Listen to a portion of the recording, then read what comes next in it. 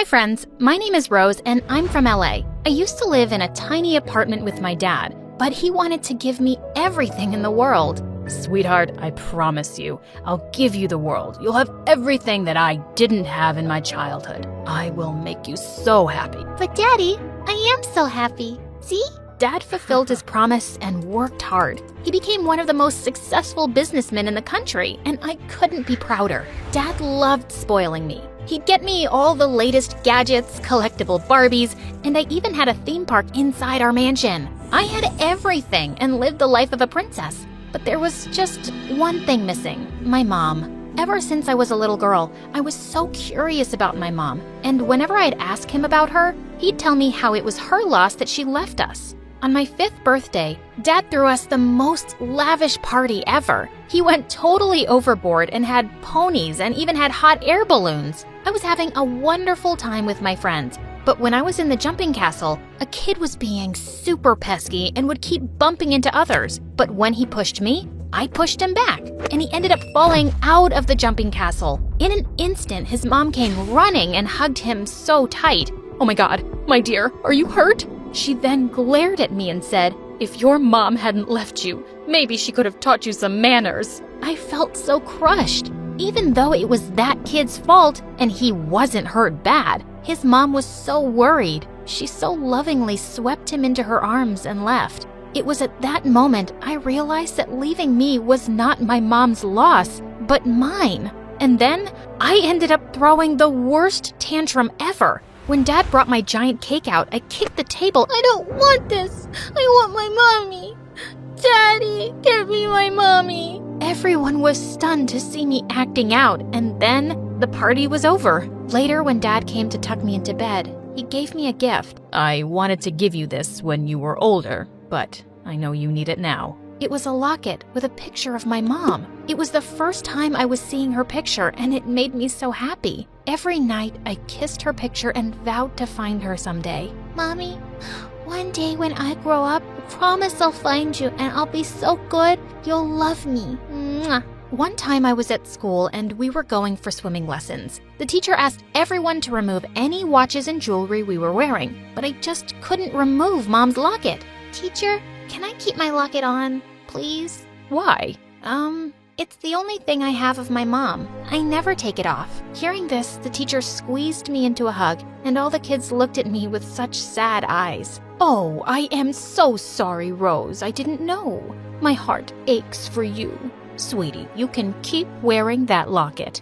After that day, everyone seemed kind of extra nice to me. In class, they'd offer me the best seat. During lunch, everyone wanted to sit with me and would even share their lunch with me. Rose, try this. My mom made it for you, especially for you. When I told her about your mom, she so wanted to cook this for you.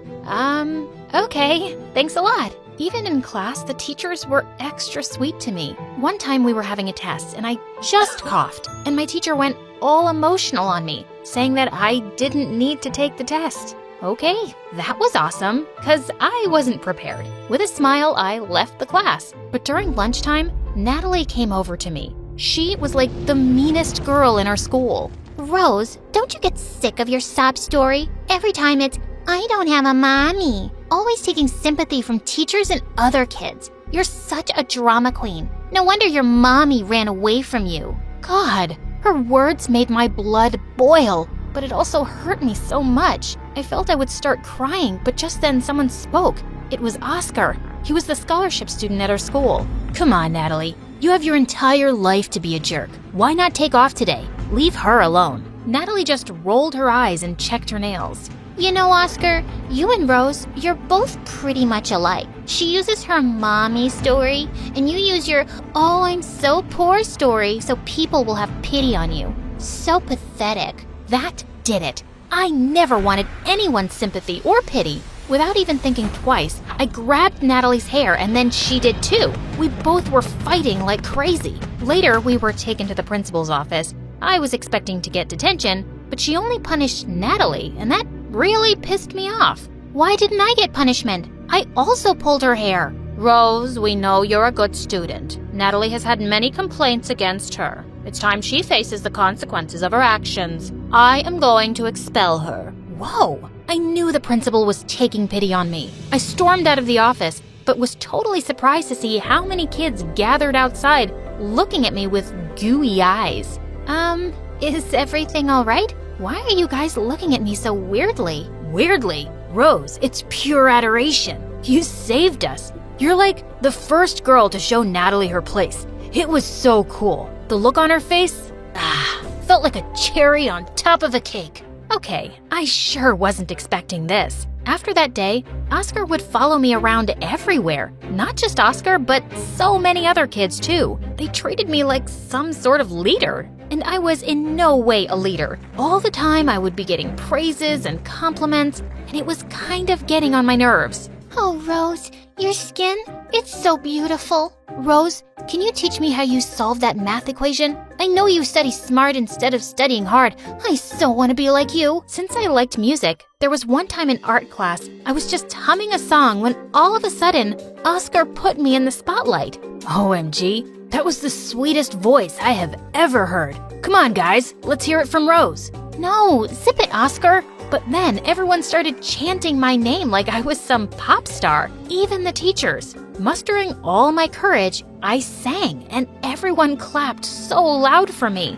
Okay, that was weird, because I was just a normal singer. Nothing extraordinary, but everyone treated me as if I was something special. As if things couldn't get any weirder, my classmates chose me as the class president. The surprising thing was that I never participated. I didn't have any clue how to be a class president, but Oscar was there for me. Turned out he was a really nice guy and helped me every step of the way. Oscar and I became best friends. The guy was totally my support system, always there for me. When we were in high school, Oscar started working in a cafe as a barista, and I loved hanging out there. One time when I was at the cafe, Oscar made his signature coffee for me. But just then, I saw someone enter the cafe, and I dropped the cup. It was Mom. I could recognize her face in a million faces. She had 2 kids with her, and the moment Oscar saw her, he greeted her and called her Emily. I felt like my whole world was standing still. I came out of my stupor when I saw one of her kids run out of the shop, and that's when I bolted. Hey, stop! Stop! Get back in! Nah, nah, nah, nah, nah. The kid just stuck out his tongue at me and was about to run on the road. But thank God I lunged forward. I grabbed his shirt and pulled him back, and right then a truck passed by. That was close. Really close. Right then Mom came out and thanked me. Oh my God, thank you so much. You saved my baby. You're an angel. No problem. I just turned to leave, but Mom grabbed my shoulder. I thought she'd recognize me, but it was something else. So, you work here? You seem like someone who can handle kids. Can you babysit my boys? I'll give you a letter of recommendation once you're done. I'll pay you well, too. Oh my God, how could I say no to that? I instantly agreed. I started working at Mom's place, and it had been 3 days, and I totally loved it. She lived in a big mansion, but that was nothing compared to where Dad and I lived. I was pretty amazed to see Mom's life. She loved makeup and posted her videos on Instagram, and her husband seemed like a nice guy and really loved her. Every night before leaving, I would see Mom tucking the twins in bed. She would snuggle them and shower them with kisses. It was adorable, but it always made me feel a tad bit jealous. In a few weeks, the twins and I started to get along just fine, and Mom was so happy, telling me how they never liked babysitters but had started to love me. Why wouldn't they? I was their big sister. There was one time Mom had to go out, and when she returned, I was totally drained, and she felt bad for me. Oh, honey, I am so sorry I got late today. I'll pay you extra today. And what have the twins done to your hair? Come on, I'll give you a makeover. Have you looking like a supermodel. Makeover? Wow, I would love that. Mom then put on some light makeup and did my hair just like she did hers. But once she was done, she looked at me so shocked. I wondered why, and looking at my reflection in the mirror, I knew the answer. I looked just like her. I wish she would notice how much we were alike. Notice me. Wow, you are a very pretty girl.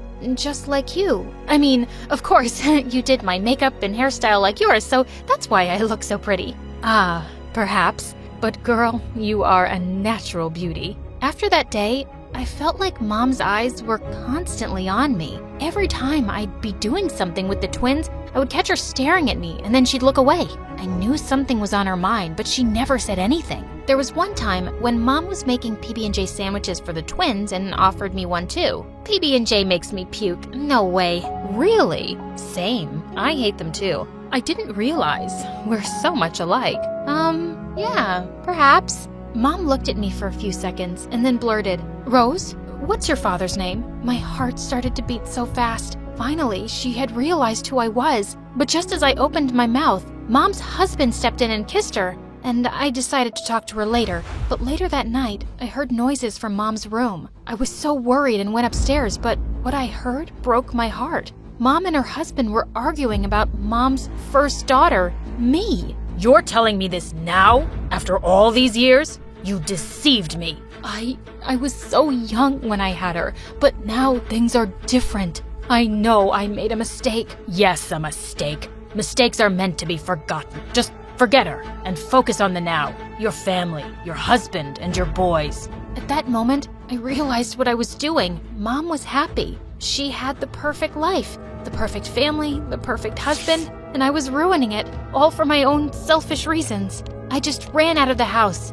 and thank God Oscar was waiting for me outside. I instantly hugged him and told him everything. I just want to leave her alone. I can't do this. I can't shatter her perfect life. But she is your mom, too. It's your right to confront her. Forget about it. Let's go home. That day when I went home, I gave Dad a tight hug. He truly was my world. I decided to get out of Mom's life and let her be, so I started to avoid her calls. She texted me and wanted me to come to her house, but I refused and messaged her how I had a new job. But a week later, something strange happened. I was in my room when I heard Mom's voice.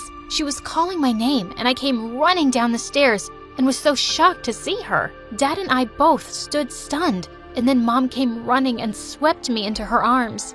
Oh my God, I knew it. It's really you, my daughter, my Rose. That day, I wanted to talk to you, but you left. Rose, I am so sorry. I'm so sorry for my mistakes. Why did you leave without talking to me? Because I am a mistake. Mistakes are meant to be forgotten. Oh, darling, please forgive me. I was a fool for thinking so. You are my strength. You are the person who made me a mother. It was foolish of me to abandon you. But I promise, even if I had to fight against the world, I'll never leave your side. I love you so much. I love you too, Mom. I love you so much.